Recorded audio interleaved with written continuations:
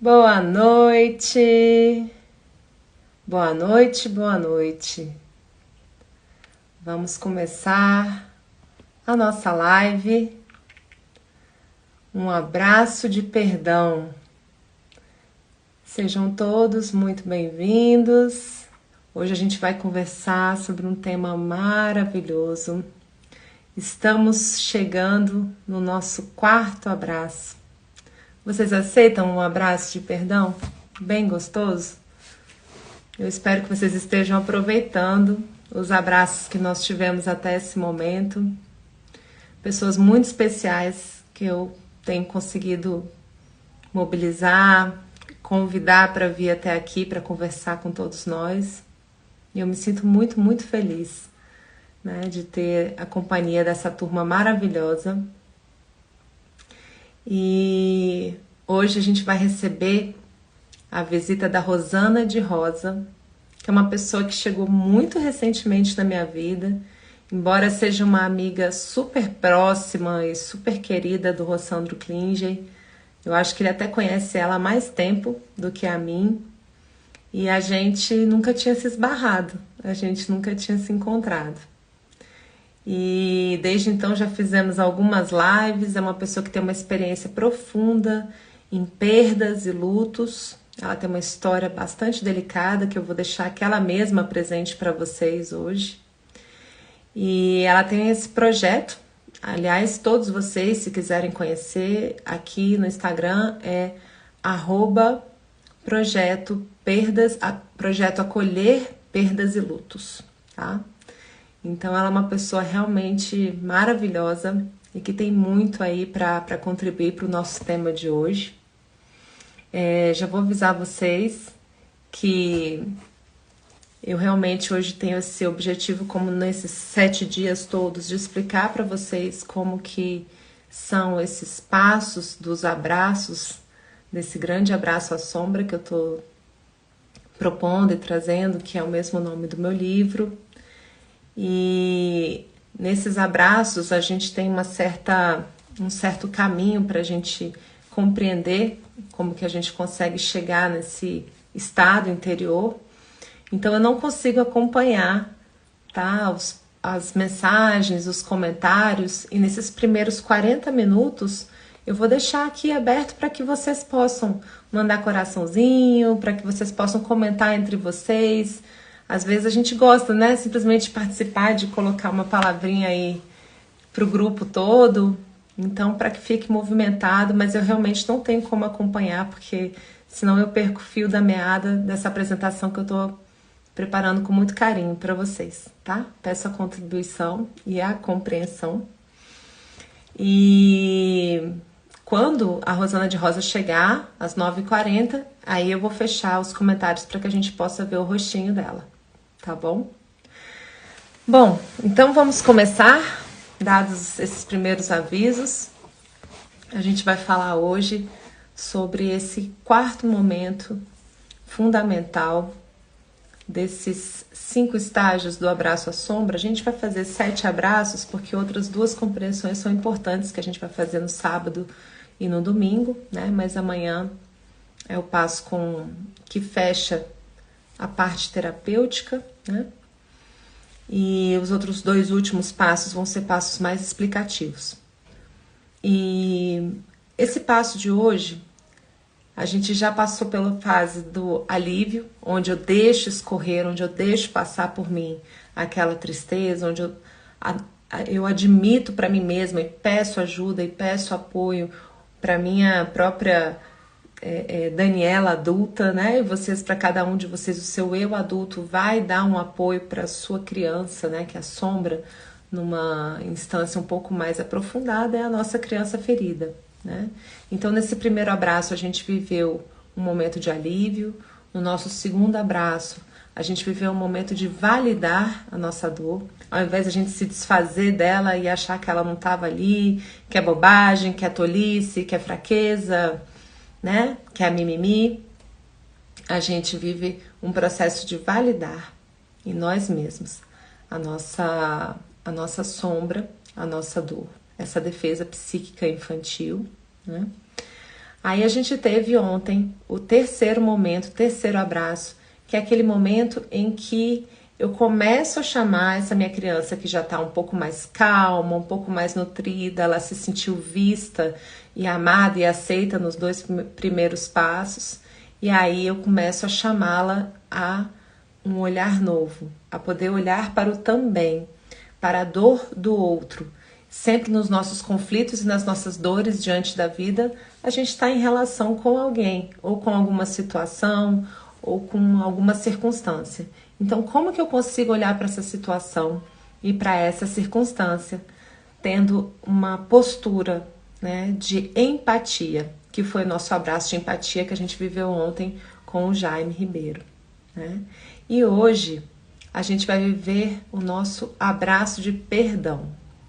Mas antes da gente entrar nisso em si, eu gostaria de definir com vocês mais claramente como que eu, Daniela, compreendo o perdão. O perdão, para mim, ao longo do tempo, né, ele foi se tornando uma forma de compreender as circunstâncias que eu vivi de uma maneira mais ampliada. Quando eu vejo um fato que eu sofri e tenho essa visão estreita, conforme eu vou ampliando, eu consigo compreender de uma forma mais ampla aquilo que aconteceu comigo e a forma como isso também pode ter envolvido as outras pessoas com quem eu tô lidando nesse conflito, tá? Então, tem até aquela música que eu não sei se é do Caetano ou do Gilberto Gil que fala, né? Não há o que perdoar, por isso mesmo é que há de haver mais compaixão. Quando a gente tem compaixão, quando a gente tem esse olhar mais amplo, a gente até perde a necessidade, né, de ficar falando perdão, porque o perdão, algumas vezes, se ele é dito de um lugar, de um certo julgamento, né, que é natural, tá, gente? Vocês sabem como é que eu sou, eu vejo tudo com naturalidade, essa é a minha palavra, faz parte a gente passar por esses estágios em que a gente olha com ares de superioridade para aquela pessoa que fez mal pra gente e diz, eu te perdoo, né? É uma fala que vem daqui de cima para baixo. E não deixa de ser uma intenção ali, né, de perdoar, mas existe algo oculto também nessa atitude, que fala, olha como eu sou magnânima, olha como eu sou boazinha, agora você tá me devendo algo, né? Tem sempre algo ali por trás que não se entregou plenamente à experiência da unidade, à experiência de saber que somos todos humanos, estamos todos no mesmo barco e nós também, por nossa vez, já cometemos excessos, já erramos, já agredimos, já julgamos, já fizemos muita coisa, né? Então, assim, lógico que existem circunstâncias muito difíceis, muito dolorosas e muito complexas para ressignificar esse fato e ampliar esse perdão. Quanto mais violenta a situação, quanto mais traumatizante, relembrando aquela visão que eu venho trazendo aqui do trauma como um movimento interrompido, como algo que congelou a minha forma de reação. Eu fiquei congelada naquela situação de trauma, né? Até que eu consiga derreter esse gelo, até que eu consiga ressignificar, né? Leva um certo tempo, aquelas camadas da cebola, ou que você pode ver também como um presente bem misterioso para você ir desembrulhando e desembrulha, até que você consegue chegar lá na gema da compreensão, né? Então, quanto mais ferida eu me senti, quanto mais machucado eu me senti, mais desafiador se torna esse processo de compreensão e, ao mesmo tempo que ele é desafiador, mais rico e mais recompensas ele traz. Mais descobertas, mais talentos eu preciso desenvolver para conseguir decifrar o que aquela experiência trouxe para mim, né? Também a gente tem essa visão dentro das constelações familiares que com uma grande dor vem uma grande força, junto com uma grande um destino difícil, um destino realmente muito doloroso, vem também uma possibilidade muito diferente de olhar para a vida. Uma força emerge dali, né? Quando a gente consegue atravessar aquela lama e surgir o lótus que vem daquilo, a gente realmente tem uma maneira muito diferenciada de ver quando a gente consegue colocar cada coisa no seu lugar, né? Então, nesse estágio em que a minha criança já conseguiu deixar escorrer, né, a tristeza, entrar em contato, voltar a sentir, admitir que precisa desse alívio, admitir que precisa desse colo. Depois ela já se sentiu validada, já se sentiu vista, já está com um tanquinho de amor cheio, aquela gasolina, aquele fôlego, oxigênio, como a gente quiser chamar. Eu agora suporto fazer o terceiro passo, o terceiro abraço de ontem, que foi o abraço de empatia, olhar que o outro também tem as suas necessidades, também tem algo ali pulsando, a sua criança interior, as suas feridas. Nesse quarto momento, eu convido, né, a minha sombra a olhar para as circunstâncias com maior amplitude e a fazer esse processo de perdão como uma compreensão mais alargada, uma compreensão nova daquilo que eu vivi, daquele processo que eu vivi, né? Então, ao longo da minha vida, eu fui vivendo diversas experiências e esse convite ao novo, ele foi chegando para mim conforme eu ia vivendo processos em que eu me autorresponsabilizava por mim mesma.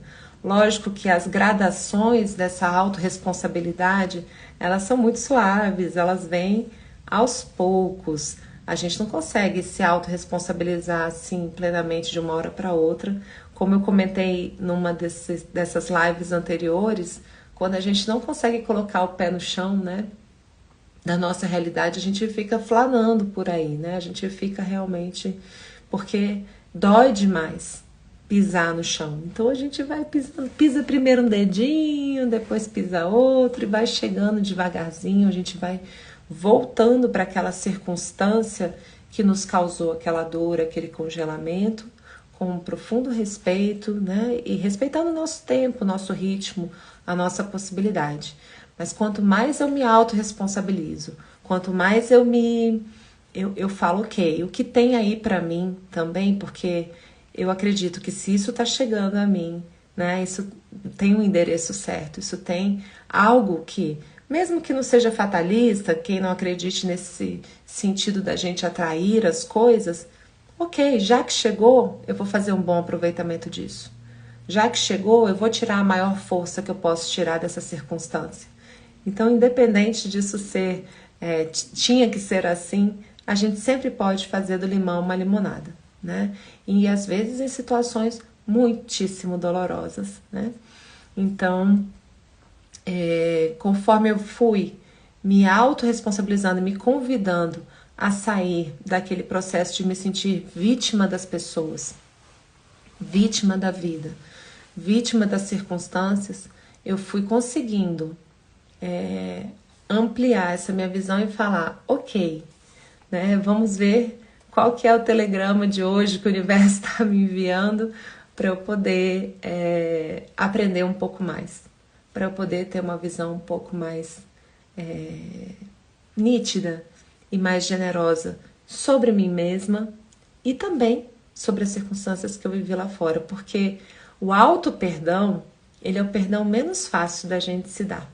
Quando a gente sente que a gente fez mal para alguém, quando a gente está com aquela ressaca de ter feito algo em que a gente se excedeu, ou mesmo anos e anos de uma relação adoecida em que a gente não conseguiu remendar e ela acabou terminando, né? A gente fica olhando para trás e fala, poxa, eu falhei naquela relação, né? Eu gosto muito de um poeminha que já circulou muito aqui na internet que fala, falhei, tá falhado e não se falha mais nisso. Eu acho muito lindo isso, quando a gente consegue trazer um pouco de bom humor para essas dores, esses dramas existenciais e a gente pensar, tá bom, eu falhei e agora eu vou tomar essa experiência toda para dentro de mim, para que eu possa olhar para isso de um novo lugar, com um olhar mais cheio e utilizar isso ao meu favor na minha próxima oportunidade. A gente sempre tem um novo dia, a gente sempre tem a chance de recomeçar, né? Não importa o que você fez, você tem o direito de recomeçar. Não importa o que eu fiz, eu tenho o direito de recomeçar. Então, essa é uma das frases também do Bert Hellinger que eu acho que, né, também tem uma frase muito próxima, que é do Chico Xavier, que a gente tem sempre direito aos nossos recomeços. Então, são pessoas, são mestres que acabaram tendo, né, essa mesma constatação. O que importa é um novo dia, o que importa é a atitude renovada. Eu ficar olhando para trás, eu ficar me lamentando pelo que eu fiz comigo mesmo, o que eu fiz com os outros, não vai, né, ajudar por mais tempo do que eu preciso, né? Eu já olhei para isso no primeiro e no segundo passo, né? No terceiro eu já começo a olhar para fora e aí o eu adulto começa a chamar a minha criança para vamos brincar de uma brincadeira nova? Vamos buscar algo novo na nossa experiência? Vamos abrir a nossa mente para novas possibilidades? E quando eu falo que a gente está entrando em contato com a nossa sombra, não é só com a criança ferida. A gente tem várias fases da nossa vida em que a nossa sombra se manifesta na adolescência, né? Quando na nossa juventude como mulher e como homem. Tem momentos da vida em que a gente se traumatizou lá na frente também, ou até de forma mais recente. Então, quando a gente precisa revisitar esses lugares, a gente vai utilizando essa linguagem, essa conversa com a nossa sombra, que é correspondente à dor que a gente está visitando. Né? Se foi a dor de uma época que a gente viveu e que a gente tinha 15 anos de idade, eu vou lá conversar por meio dessas visualizações com a minha adolescente, né? Ou com a jovem mulher, enfim, com a minha criança. Aí eu vou utilizando os mecanismos correspondentes a esse diálogo interior, com o meu eu adulto que vai estar lá junto, acolhendo. E aí, nesse momento que essa criança já está tranquila, já está se sentindo vista e já começa a conseguir ver o quanto ela vai se enriquecer de olhar para o também do outro, sem descuidar do seu, ela agora consegue estar mais receptiva, mais aberta para as atitudes renovadas. A boa nova que a gente chama no Evangelho, né? O Evangelho é a boa nova, né? Mas é tudo aquilo, todos aqueles valores que nos tornam mais amorosos com nós mesmos e com os outros.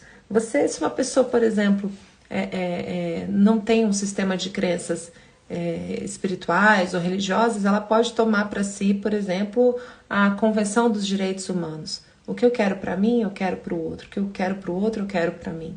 Né? Então, assim, é algo que pode ser muito tranquilamente feito por qualquer pessoa em qualquer sistema de crença, tá?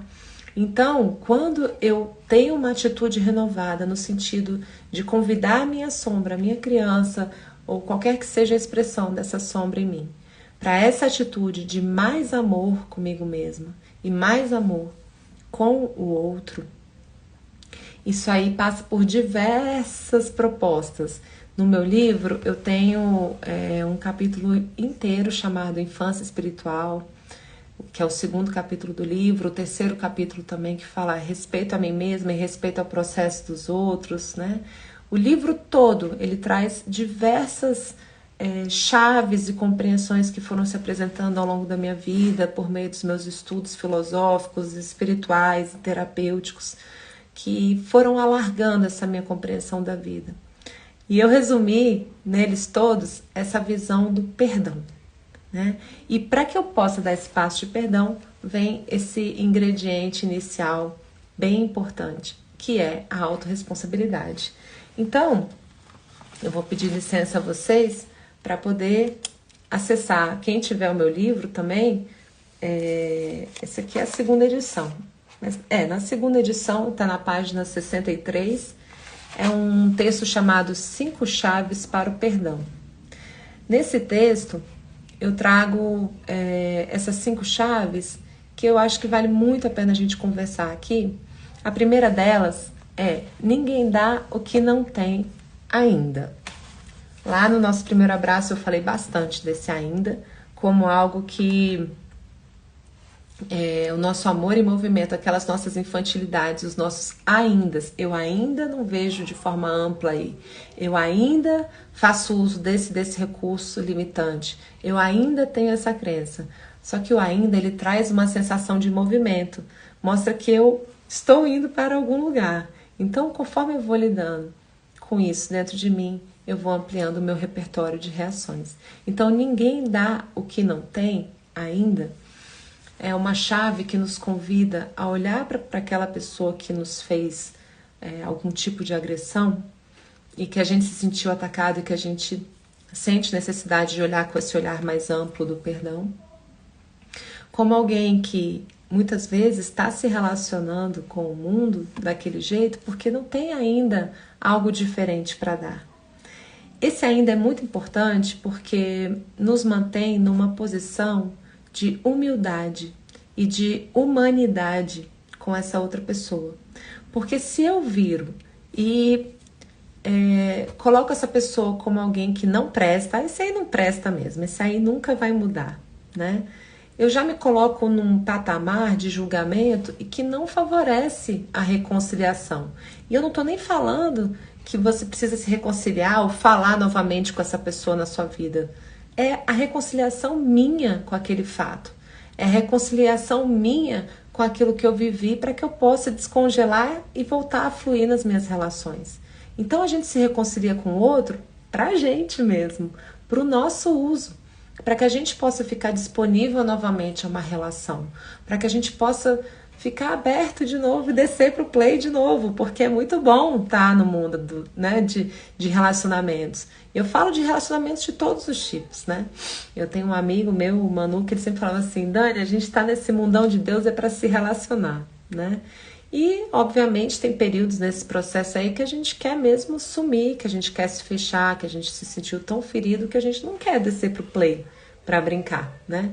Mas no final das contas a gente também cansa, né? Nas constelações a gente fala muito de uma história que todo movimento satura. O que isso quer dizer? Tem o tempo do recolhimento, tem o tempo que a gente se isola e que a gente não quer papo com ninguém, mas aquilo satura. Chega uma hora que satura e você começa a querer voltar a se relacionar. E às vezes você tá tanto ali no play que você precisa voltar. Nós somos seres cíclicos, a gente fica indo e vindo como as marés, né?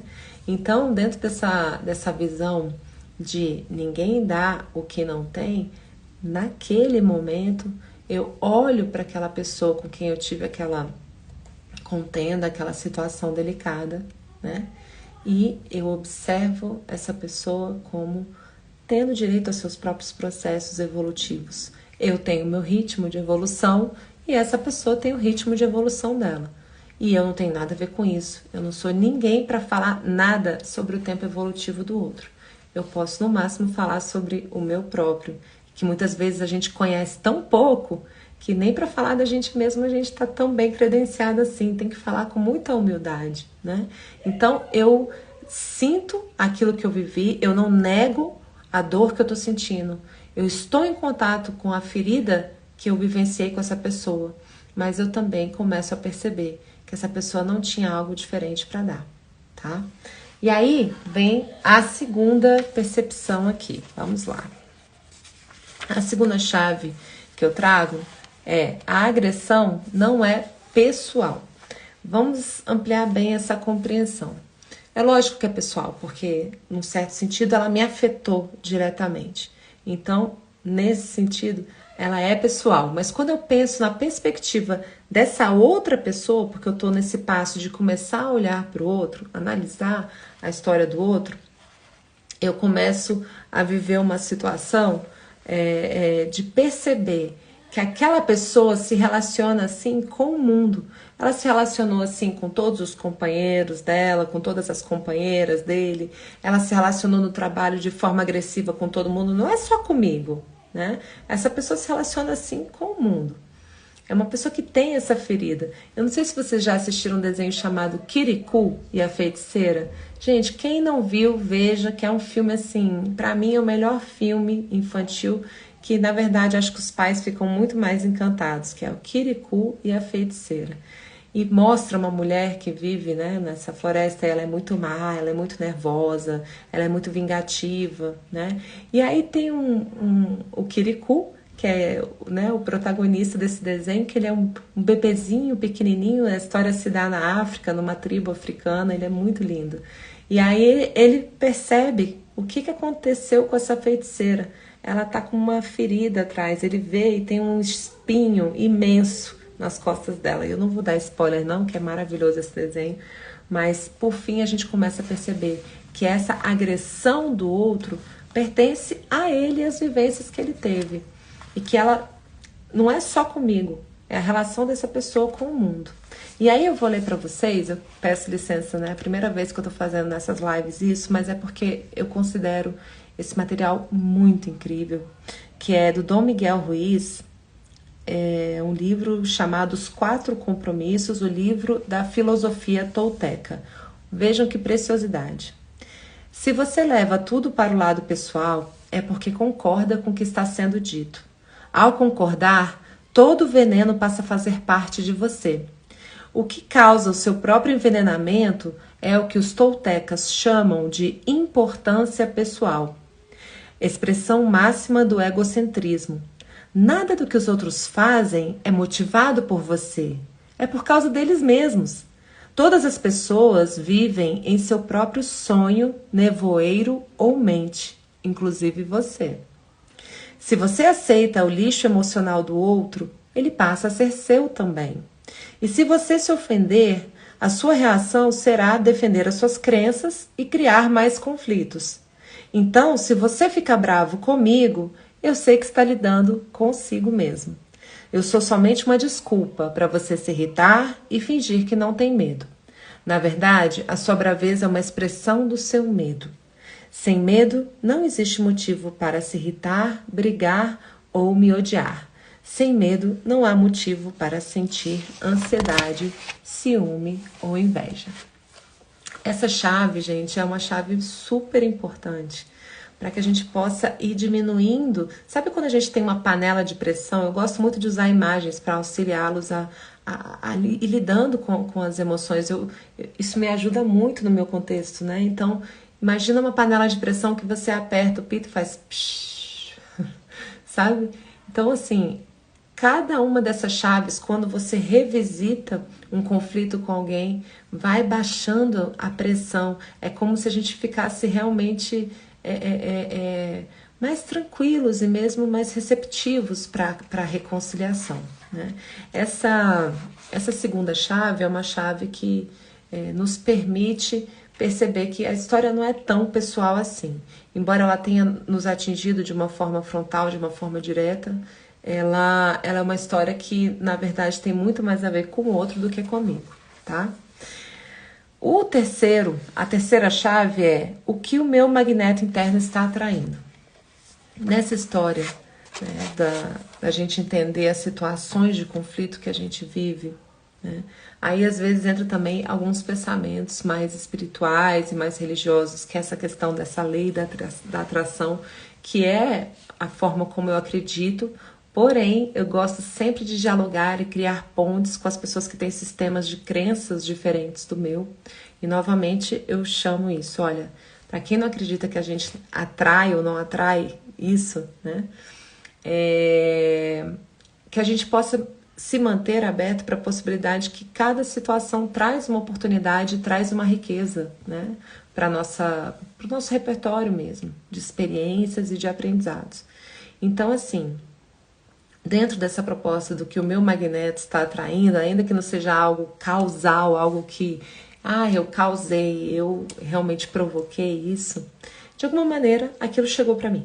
De alguma maneira aquela história me pertence daquele momento em diante, quando aquilo aconteceu. Então, assim, existem muitas terapias e muitas compreensões de que a gente atrai pra gente situações que nós estamos congeladas, que nós estamos presas, né? E, por exemplo, digamos que a gente vivenciou uma história em que crescemos num modelo de violência doméstica dentro da nossa casa. A gente viu mãe e pai nessa dinâmica. Depois, aquilo fica como um trauma dentro de mim e eu vou viver minha própria vida querendo justamente fugir disso. Mas lá no inconsciente eu preciso olhar para isso e ressignificar essa situação na minha vida. Então eu fico como que reproduzindo. E tem muita gente que vem e pergunta: poxa, Daniela, por que eu tô sempre... Eu termino uma relação, quando eu vejo eu tô com um cara igualzinho ao anterior. Quando eu vejo eu tô com uma mulher, daqui ali na frente já se mostra igualzinha à anterior. A situação que eu atraí no meu trabalho é a mesma. Quando eu vejo eu tô de volta, às voltas com o mesmo drama. Então, assim, existe na nossa sombra essa necessidade de reproduzir as situações para que eu possa justamente, né, ressignificar, criar uma nova forma de reação, uma nova forma de compreensão e de uma atitude renovada diante daquilo, e que eu não preciso mais revisitar aquela lição. Enquanto ela está se repetindo, é porque eu estou com esse magneto interno ativado, trazendo essa situação. Não é para me punir, não é para me perseguir, não é para me... Puxa vida, a vida, né, me erra, né? Me mira, mas não me acerta. Acerta porque tem algo ali, algum tesouro ali para você, né? Então essa coisa do magneto interno é algo que vem se retroalimentando dentro do nosso inconsciente e repetindo essas situações. Então, se eu estou vivendo aquilo e eu começo a observar com esse olhar mais amplo, com essa compreensão mais ampla de perdão, eu começo a olhar, isso foi importante para mim. Isso foi algo que realmente me trouxe um aprendizado que eu precisava viver. Por exemplo, uma pessoa que fica sempre se associando no trabalho ou na vida financeira com alguém abusivo. Alguém que está sempre encostando nela, alguém que está sempre se valendo dela, né? E aí essa pessoa vai dar um golpe. Ou seja, o que essa pessoa pode também estar mostrando por outro lado? Eu não estou redimindo ninguém, tá, gente? Quem faz o que fez, não é que está só a serviço de mim. Também precisa se reajustar perante a justiça da terra, perante a justiça da própria consciência, a justiça divina, que seja o que a gente achar que deve, né, dentro do nosso sistema de crenças. A pessoa, inclusive, ela vai se redimir ao responder diante da própria consciência, né? Então, uma coisa não invalida a outra com relação a gente estabelecer limites, porque limite é amor, e eu poder dizer, não, aqui não mais, né? Porque eu já aprendi a minha lição. Eu não preciso continuar nessa relação abusiva. Então, eu olho para aquela relação que eu passei como um aprendizado e falo, muito grato, aprendi, né? Esse meu magneto interno, ele estava ativado, então eu não sou vítima, eu estava sendo protagonista desse reencontro com essa história para que eu pudesse, ressignificando, voltar a me mover, descongelar aquele gelo para eu voltar a fluir, tá? Essa é uma outra compreensão que auxilia muito, é a terceira chave, né, do perdão. A quarta chave é a história de que nós somos um. Ou seja, quando a gente está nessa unidade e eu faço esse movimento de compreensão em direção ao outro, eu, em última instância, estou fazendo esse movimento de compreensão em direção a mim mesma. Porque quando eu consigo olhar para o outro dessa maneira, eu consigo também me reconciliar comigo, e o perdão que eu dou para o outro, ele chega e ele toca em mim de uma maneira muito incrível, porque nós todos somos essa vida interdependente. E quanto mais eu me concilio com o mundo lá fora, mais o mundo fica conciliado. A paz que eu emito, ela retorna para mim, não só como esse espelho, como essa vida que não me julga, nem me condena, ela só retorna o que eu estou trazendo, mas mais do que isso, em termos de efeito, se eu consigo entrar no processo de conciliação com essa pessoa, a sociedade toda, e essa pessoa, né, quando ela for se relacionar com outros, ela também flui de outra maneira. E eu fluo de outra maneira. Então, eu me autorresponsabilizo também, né, pelo meu eu em sociedade. A minha mãe fala uma coisa linda, que ela fala, nós somos um envolto em nós, né? Eu acho isso tão bonito. Então, assim, que a gente possa se observar como sendo esse um. E, por fim, a quinta chave do perdão que eu trago aqui no livro, que é... Uau, essa aqui chama A Gratidão é a Forma Mais Bonita de Perdão. Dá para eu ter gratidão por quem me feriu, dá para eu ter gratidão pelo algoz, né? Eu imagino que nem todas as circunstâncias e nem toda a situação caiba isso, e é aquilo que eu falo, né? Essas foram compreensões que eu fui aplicando a mim mesma. Eu não pretendo estabelecer regras disso para ninguém. Eu estou apenas compartilhando o que eu vivi comigo mesma. E nas situações em que eu me senti mais agredida, pessoas que eu tinha como inimigas minhas e que eu consegui ir ampliando esse olhar, eu realmente consegui chegar no nível tal de conciliação em relação a essas pessoas que eu pude, né, chegar nesse lugar. Eu não sei quanto ao outro, eu não vou dizer para ninguém que é isso que ela tem que fazer, tá? Dentro desse compartilhamento é um convite, é uma possibilidade, né, de olhar para essa pessoa. Eu até postei aqui no meu feed, se vocês quiserem baixar um pouquinho, vocês vão achar um texto meu chamado Eu Também, né? Eu também vivi situações onde eu fui agressora, onde eu fui a pessoa que não teve cuidado com a palavra. Então, eu, quando me irmano e me sinto também como aquela que erra, vejo o outro como alguém que também pode errar e também está aprendendo assim como eu, né? E eu tomo posse de todo o aprendizado que eu vivi naquela situação de agressão. Eu começo a olhar para essa pessoa como alguém que promoveu um imenso crescimento para mim. E aí eu começo até a agradecer por aquela oportunidade vivida. E foi aí, né, que surgiu essa frase. Foi até a minha terapeuta, Marinelle de Ávila, que é uma pessoa assim que eu tenho mesmo como uma professora fundamental no meu caminho, em que ela disse: quando a gente olha assim, a gente percebe, né, que a gratidão é a forma mais bonita de perdão, onde a gente percebe, uau, vivemos uma experiência duríssima, vivemos uma situação extremamente dolorosa. E agora, depois, gente, de cada fase, não adianta você acabar de se machucar e querer ir para esse passo 5. Não é assim. A gente tem que viver todos esses momentos, esses acolhimentos ao nosso luto, a nossa dor, a nossa raiva, né? A gente não pode negar, não dá para fabricar esse perdão.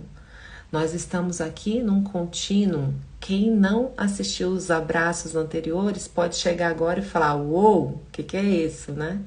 Então, assim, eu te convido a olhar esses abraços anteriores para que, né, você tenha também essa possibilidade, esse gás, esse oxigênio para poder respirar esses novos ares, né? Essa nova proposta de uma atitude renovada no meu olhar mais amplo perante a vida. E aí o perdão, vocês percebem como o perdão sai daqui e que fica essa coisa de eu te perdoo como, não, estamos aqui junto, estamos aqui experimentando, estamos aqui aprendendo, estamos aqui vivendo, né? Fica até difícil falar eu te perdoo, né? Você começa a falar assim, eu te compreendo, eu te vejo, né? Estamos juntos, estamos na mesma. Entende? Não sei se vocês conseguiram sentir. Se alguém conseguiu sentir, já manda coraçãozinho aí para eu ver. Porque a gente sente uma diferença de um perdão que vem daqui para cá, né? A respiração fica diferente. Não é assim?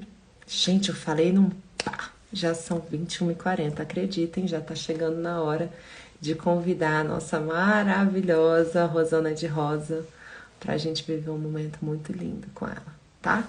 Vou chamá-la aqui. Rô, você tá aí? Bem-vinda! Obrigada! Que gostosa essa live, ficar ouvindo você falar. Olha, foi assim para o meu ouvido, foi me dando serenidade, aquela coisa gostosa. Porque só ouvindo os outros também escreverem a mesma coisa, só de ouvir você, só de ter seu livro aqui. Que bom, Dani, fico muito feliz nesse convite, nós estarmos aqui juntas nesse abraço, né? Num assunto tão importante como perdão. Amo esse assunto. Ô, amada, e assim, eu cheguei agora nesse nível mais intenso que eu quero te lançar uma proposta a contar rapidamente a situação que você viveu, porque existe esse perdão a nós mesmos, existe esse perdão ao outro, e aí existe aquele perdão existencial. Eu diante de um fato duríssimo da vida, eu diante de Deus, né? Quando vem uma situação de uma profunda dor, como que eu perdoo, como que eu me reconcilio, como que eu amplio o meu olhar diante da vida e de Deus. Conta pra gente um pouquinho da sua experiência, amada. Então, na verdade, há bastante tempo atrás, quando eu era mais jovem, eu tive dois filhos, Luiz Felipe e depois eu tive o Tiago. E meus dois filhos vieram a falecer. O Luiz Felipe logo cedo, com 2 dias, ele teve um problema pulmonar, eu quase morri. E o Tiago, ele veio a falecer afogado na piscina da casa que eu residia. E o luto, essa questão de entender ou de sobreviver depois de viver, como é que isso ia ser realizado. Então, a minha vida foi muito embasada nesse tópico, né, que direcionou a minha existência. A minha jornada foi sempre ter esse olhar, como me equilibrar, como lidar com essa dor. E eu diria que a todos vocês, né, que estão nos assistindo, todos vocês que seguem a Dani, que foi algo muito importante para mim, porque ao mesmo tempo que foi uma maior dor que eu passei, essa questão materna, foi também a mesma questão materna o maior presente. Eu chamo que a maternidade foi uma luz na minha vida. Porque muda a direção, né? Troca o sistema operacional com a maternidade. Porque a maternidade traz uma serenidade para a mulher, traz uma maturidade que amplia muito o que representa ser um ser humano. Só que era uma mulher machucada que tinha que sobreviver. Então, nessa busca do equilíbrio, eu fui encontrando vários fatores que me foi muito importante. Um deles foi uma visão espiritual que eu já tinha anteriormente e que através dessa visão espiritual eu pude me autoajudar muito, que era essa visão de que o que meus filhos tinham feito era uma desconexão, desconectar o corpo físico da alma. Então, isso foi um grande diferenciador para mim.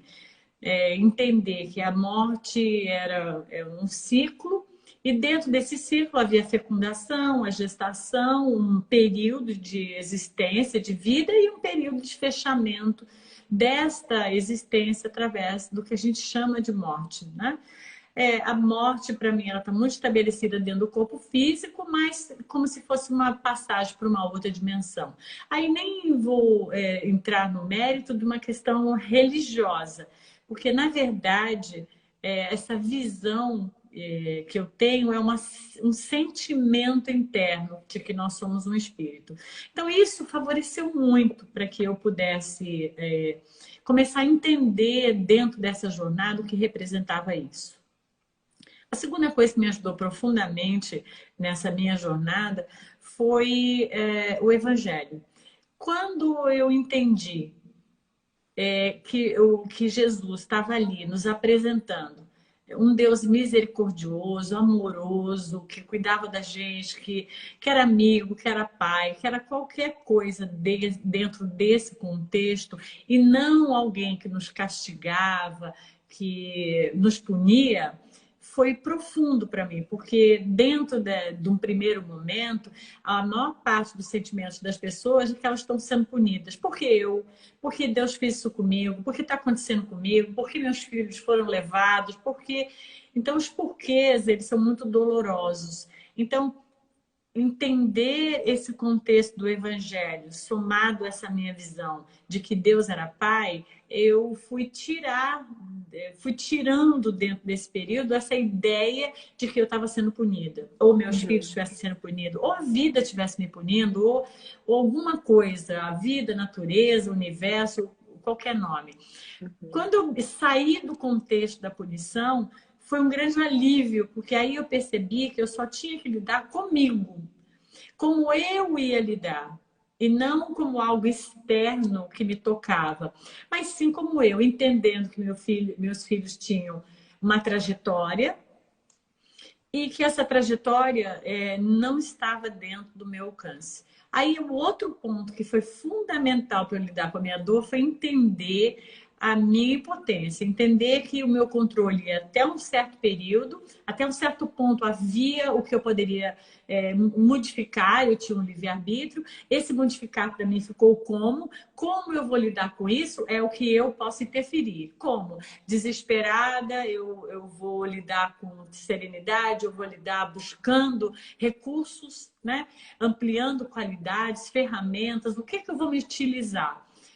Ou então, isso ficaria, eu entraria num processo de não aceitação, que eu chamo de quando você não aceita a realidade, porque o desencargo dos meus filhos era uma realidade, como é a realidade para todo mundo que passa o luto. Mas eu ficar atachada naquela dor era um apego à dor, era o sofrimento. Se eu não aceitasse a realidade, eu ficaria atachada àquela dor. Então, eu entendi rapidamente que eu precisava aceitar aquela realidade. Aquela realidade ela existia, e quanto mais eu negasse, mais eu ficaria circulando ali num breu, né, num limbo, como foi um período que eu fiquei nesse limbo, eu tinha muito pouca idade, a compreensão emocional era baixa, então eu fiquei um período, o que fazer? Mas não me sentindo punida, mas sim o que eu posso fazer? Como é que eu sobrevivo? Então, essa parte foi muito importante para mim, entender a minha fragilidade e aceitar. Aceitar que eu sou humana, aceitar que sim, eu chorava, que sim, eu sofria, que era muito desafiante, que exigia muito de mim, exigia das pessoas também que estavam à minha volta, minha família, que também sofreu como eu. Então, esse lugar humano me deu o direito, eu validei a minha dor. Então, validar minha dor foi fundamental, porque eu validar minha dor, eu também passei a validar a dor dos outros. Eu comecei Isso. a compreender também Esse é o que nosso abraço 2, tá? nosso abraço dois. Foi o nosso segundo abraço nesse nosso estudo Exatamente. aqui, exatamente, porque hoje a gente está fazendo o abraço 4, Eu mas assim, sei, com certeza esse validar não, é a chave, não é? é a chave.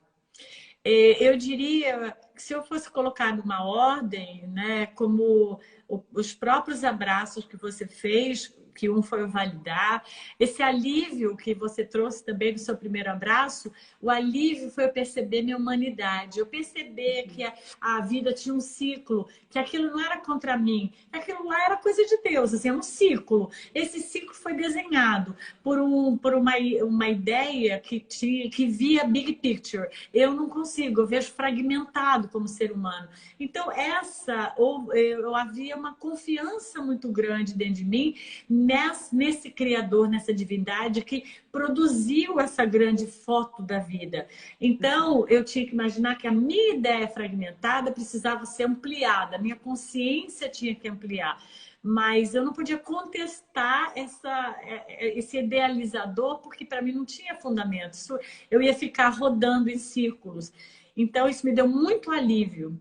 E validar foi me colocar nesse lugar. Peraí, eu sou um ser humano, eu tenho direito de chorar, eu tenho direito de reclamar, eu tenho direito de dizer que tá duro, nossa, né? E me dei esse direito de me sentir, sem me preocupar muito com o que as pessoas pensavam, porque o que as pessoas pensam, muitas vezes, na ausência da experiência que elas não têm da sua dor, elas não sabem o que você viveu e como fazer uma interferência nela. Então, eu tive que compreender profundamente que as pessoas não tinham aquela experiência e eu nada podia cobrar dessas pessoas, seria em vão, porque... e dentro disso, eu senti a empatia das pessoas, como veio sendo para você o abraço, e senti a empatia pela minha história, porque eu comecei a perceber que, apesar da minha história ela ser muito dura, ela era a minha história. Então, eu comecei a me orgulhar da minha história, a honrar a minha história. Então, eu comecei a pensar, bom, para que eu possa, se essa foi a decisão de Deus, né? Porque eu tive lá minhas conversas com Deus e perguntei em alguns momentos, por que você não me consultou? Eu gostaria que tivesse sido eu e eles pudessem ter ficado. E aí eu fui entendendo, não houve consulta. Eu não tive essa oportunidade de ir no lugar, não foi uma situação que eu pude viver isso. Então, peraí, então se eu tenho que ficar, eu tenho que honrar essa história. Eu tenho que crescer, amadurecer, me tornar um ser humano melhor. eu tenho que progredir, eu tenho que evoluir com essa história. Esse é o trabalho que ficou para mim, na minha concepção, né? A minha missão era transbordar esse amor que havia ficado, mas de uma forma digna, né? Eu não ia ser uma sobrevivente. E por um período eu fui uma sobrevivente. Eu fui, como todo mundo é. Nada diferente. Mas em algum momento eu entendi, não, agora eu não sou mais sobrevivente. Agora eu entendo. A minha missão é transbordar esse amor que eu aprendi sendo mãe. Para quê? Para outros corações, para outras pessoas, para mim mesma. Né? Então, se houveram dúvidas, porque, claro, quando um filho morre, ou dois, ou três, não importa, sempre existem dúvidas. Se eu tivesse chegado 5 minutos antes, se eu tivesse feito tal coisa, se eu tivesse sempre. Então, eu tive que me perdoar, me dizer, me mostrar assim, Rosana, você é um ser humano, você não quer uma bola de cristal, você não está em todos os lugares, apesar de a gente achar que mãe é super-herói, você não é super-herói, né? E você fez sempre o seu melhor. E aí entra uma frase, porque eu amei esse livro, Os Quatro Compromissos, de Miguel, Dom Miguel, Que onde eu ele li diz: agora há pouco. não tire conclusões. Ele diz, sempre dê o melhor de si. Então eu pensei, não há conclusões para eu tirar no sentido do por que isso? Por que essa história? São respostas que a gente às vezes não vai ter. Mas o que eu podia pensar é, eu tenho que dar o meu melhor. E desse ponto em diante, eu coloquei isso como meta. Então, sempre dar o meu melhor para qualquer atividade. Sempre Uhum, tentar ser a melhor amiga, a melhor esposa, a melhor avó, a melhor qualquer coisa. E uhum. isso me trouxe a um bem-estar muito grande com a minha pessoa, comigo mesma, né? E E, com as outras pessoas. e Rosana, me fala uma coisa, como que você compreende o perdão? A gente tem mais 3 minutinhos para você finalizar isso, porque quando for 21h55 eu vou fazer os avisos finais. Te peço para ficar comigo até o fim, que eu ainda Claro. vou te fazer mais uma pergunta no finalzinho. Mas assim, Então, para você, esses 3 minutinhos, como é que é a sua compreensão do perdão? Então, eu acho que o perdão, como você até estava dizendo um pouco antes, ele não pode ser um processo de arrogância. Eu, que sou melhor do que você, te perdoo, né? Ou eu acho que o perdão ele é um processo de entendimento da humanidade. Quando eu entendo que eu sou humano, automaticamente eu entendo que o outro é humano. Por mais que o outro tenha me machucado, tenha feito alguma coisa que não foi legal para mim, porque acontece, eu posso fazer uma coisa que não é legal para o outro pode fazer para mim também. Eu preciso sempre lembrar dessa humanidade. Porque se eu tiver dificuldade de entender a humanidade do outro, significa que eu tenho dificuldade de entender a minha. Então, fatalmente, pessoas que têm muita dificuldade de perdoar, elas também não se auto-perdoam. Começa em casa, começa em você. E se eu não me auto-perdoo, eu penso também que isso é uma arrogância, porque eu penso que se eu exijo de mim a um ponto que eu acho que eu não vou nunca cometer um erro, eu estou equivocada quanto à minha condição humana. Então, Exato. aí entra para mim essa questão do perdão, que eu nem sei se perdão é a palavra apropriada, mas ela é usada. Mas eu diria, é uma compreensão do que representa a nossa humanidade. E aí, dentro desse contexto, ó, eu erro, você erra, e a gente precisa sermos condescendentes, empáticas com o outro. Aí, se a gente for, a gente consegue entender que o outro falhou e consegue entender que a gente falhou. E dá para continuar. Né? Dá para continuar, dá para Sabe, remendar. sabe como é que eu vejo às vezes o acerto? Imagina assim como se fosse uma casa com vários tijolos ou uma célula, né? Enfim, um tecido cheio de célulazinhas, como se essas célulazinhas ou esses tijolos fossem vários errinhos que a gente vai experimentando, experimentando, né? Até que a gente chega encontrei o caminho, né? Uma frase uma vez veio também para mim numa meditação, num momento mais espiritual, e isso chegou para mim assim: o erro é o caminho mais próximo do acerto. Eu vejo como eu cresci com situações que eu fiz com o outro e com situações, principalmente com as situações que as pessoas fizeram comigo também. Como quando a pessoa, vamos supor, quando eu vivi uma situação onde eu me senti injustiçada e como eu tive que lidar com uma coisa que eu nunca tinha visto na minha vida. Quando uma amiga, que eu sempre considerei uma pessoa muito próxima, cometeu certas coisas comigo que eu não senti que aquela ligação tinha a ver com aquela atitude. Então, desta forma, eu fui aprendendo o quanto eu tinha que treinar esse amor, para esse amor ser cada vez mais profundo, para eu entender que a minha amizade com aquela pessoa, ela não estava em risco, porque a minha amizade continuava com aquela pessoa. Mas aquela pessoa, num momento humano, ela cometeu um erro comigo. Mas um erro no sentido de que ela cometeu com ela mesma, né? Mas não colocando em risco a nossa amizade, porque qualquer que fosse os acontecimentos, o amor que a gente sente pelo outro, pelo amigo, pelo familiar, nunca vai morrer porque o outro errou. A gente pode até ficar adoecida nesse amor, mas ele não morre. Então eu fui entendendo isso. Isso foi de muita valia. Então eu não tenho ninguém na minha vida, nessa vida, que me fez algo que eu acho que não foi proveitoso para mim. Ai, Todas que as linda. vezes. Aí a gente vai de vítima a protagonista, né, da nossa existência. A gente para de sobreviver e passa a viver, né? A viver, a entender que a vida é pequena, pequena no sentido de tempo aqui, a passagem, que a gente tem que rever com o que a gente se aborrece, porque o que a gente se aborrece é nada a ver, que o perdão, na minha concepção, é a libertação sua e não para o outro, porque a gente fica ali segurando, não, eu não vou perdoar não, mas ele não merece, ele vai ficar bem com o meu perdão, eu não quero que ele fique bem, eu quero que ele lembre que o que ele fez é horrível, e eu penso, liberta você, é você que solta aquelas amarras e pode voar. Você não voa, é uma pedra, né? A raiva, a ira, a mágoa é uma pedra. Então é você que voa. Quando você entende que é você que voa através do perdão, acabou. Você quer perdoar porque é por você até que você vai fazer aquilo. Falando em voar, eu quero te fazer uma pergunta. A gente tem só mais 3 minutos. Primeiro, assim, pessoal, convidar todos para o nosso quinto abraço de amanhã, que vai ser um abraço de gratidão. A gente vai receber o juiz de direito, Sam Storti. Ele criou o direito sistêmico aqui no Brasil, ele utiliza as constelações familiares nos tribunais, é uma pessoa super alegre, super querida, e vai trazer um papo maravilhoso para a gente falar desse nosso quinto Imperdível. abraço. Eu vou estar lá. Imperdível, imperdível. E assim, eu queria te fazer uma pergunta só para a gente fechar, eu vou terminar, né, 1 minuto antes para não correr o risco de perder a live, mas eu gostaria de te perguntar, eu quero convidar todo mundo que está aqui para usar essa hashtag um abraço de perdão, hashtag um abraço de perdão, trazendo uma imagem que represente para ela esse perdão, essa ampliação da compreensão, né? Se você fosse traduzir uma imagem bem rapidinho, em 30 segundos, qual imagem seria?